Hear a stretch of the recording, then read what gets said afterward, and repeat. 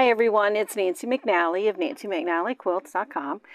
Today we're going to do another single quilt block from the single quilt block series. Today's project is called, and I've named it, Whirly-gig. It's a star block, but it spins. It's very, very cool, and I broke it down to make it easy to construct. All right, don't forget you can grab the pattern on my website, and I'll have a link to it below. Don't forget to subscribe to my channel. All right, let's get started. All right, as you can see, I have my pattern here. Now, one thing I want you to remember with the pattern, when you download it, I give you a coloring page so that you can decide the colors that you would like to choose. All right, I have made this very, very easy, and you're going to whip this together really fast. So let's get started.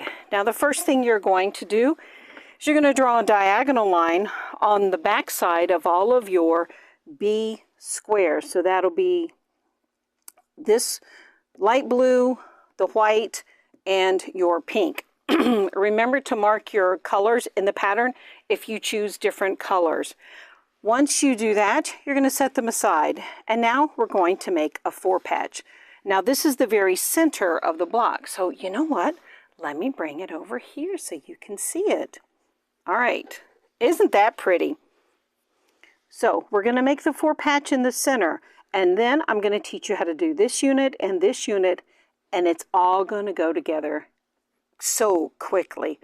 Now, side note, if you do not want to do the 2 color framings, choose what you would like to do, and don't forget to mark that in your pattern, what color fabric you're going to use. You might just want to use the background fabric. All right, let's get started. So to make our 4-patch block, we're going to lay them out so that the colors are diagonally, the same colors are diagonally across from each other. You're going to go right sides together, join, right sides together, join, and then join the pairs into one to make the 4-patch. Now we're going to press. I'm going to finger press these, and I'm going to go ahead and sew them together.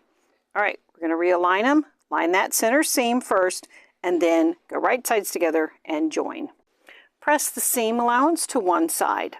All right, and now we have our little 4-patch completed. So in our next step, we're going to begin with our star points. So we're going to start making these star points right in here. So let's begin with our pink. So with our pink ones, we're going to attach a blue. So now this is so incredibly easy. All right, so let's grab this one. And now we're going to go right sides together and watch the angle. Watch the direction you place it. So I'm going to place mine right here. And then I'm going to sew directly on that line. After you make 4 of these, then you're going to take the white one, or whatever background fabric you're using, and you're going to do the same thing, okay? Notice you're going to stitch it like this. Let me move that. Once you stitch here, you're going to trim a 1/4 inch away from the stitch line and remove these triangles right here, and you'll flip this triangle in place. Then you'll do the white one, or your background fabric, stitch on the line, trim the excess away, a 1/4 inch away from the stitch line, flip it in place, and you have your unit. You're going to make 4 of these.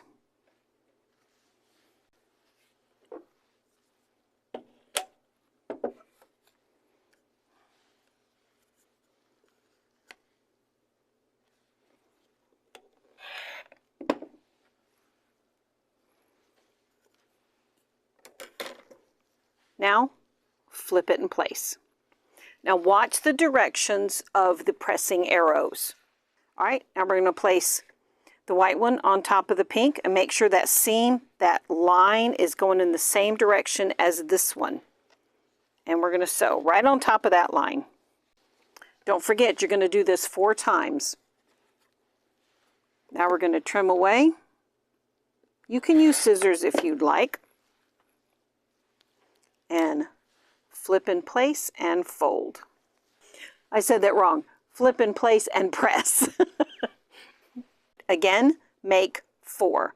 Now let's move on to the next one, which is right here. Now this unit, we're going to be making a flying geese. So we're going to start with our blueprint, and we're going to have a pink square that we've drawn our line on, and we're going to sew directly on that line. One of the tricks that I like to do, or a tip that I can give you, is instead of beginning in the corner down here when you're stitching on the line, stitch up here, begin up here, and go towards the corner. That prevents your the corners from being eaten up, if you will, if you don't have a single hole needle plate on your machine. Repeat the same process. Trim the excess away. And now flip it in place and press. Now watch the direction that we're pressing. So for our next step, we're going to take a white one. And this is the one we're making as a flying geese. So you're going to line this one up again. Sew directly on the drawn line. And then trim a 1/4 inch away and flip it in place and press. All right, let's trim.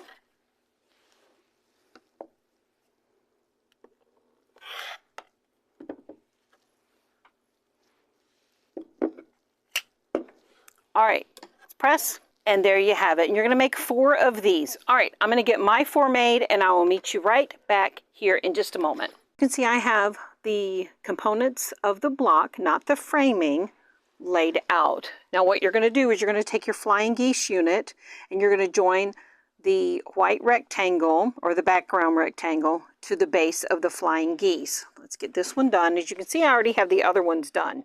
And now press. All right, so lay the block out.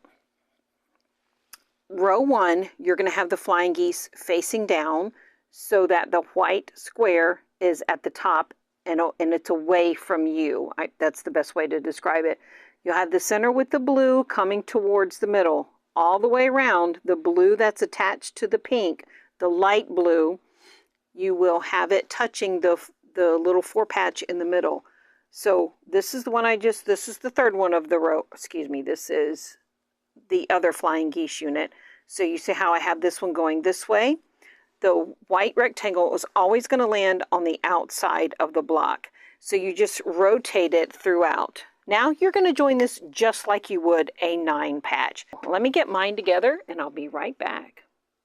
So I'm joining the final row to the block.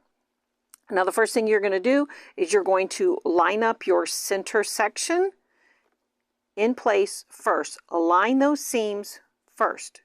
Pin them in place or clip them in place, and then you can finish pinning or clipping the rest of the block together. But if you align the center first, then your seams will nest nicely and the eye will be drawn right to that and it'll look really good. All right. So let's get these joined. And there we have it. That looks fabulous. Let me get this done, and then we're going to join the framing pieces. Time to join our framing pieces. Framing rectangles. All right, so you're going to join a blue one to the left side, and a green one to the left side, or to the right side, to the other side. And then you'll press. And then you'll join the blue one to the top and the other green one to the bottom. Now, if you prefer to have the same color around, that is fine. I just thought this was really pretty. So once you press them, once you sew them, you will press them, and then your block will be complete. All right. Thank you, everyone, for joining me today. I hope you liked this video. If you do, please subscribe to my YouTube channel. You can find more information out about me and all the designs at NancyMcNallyQuilts.com. You can also subscribe to my newsletter. Thank you very much for joining me. Have a wonderful day.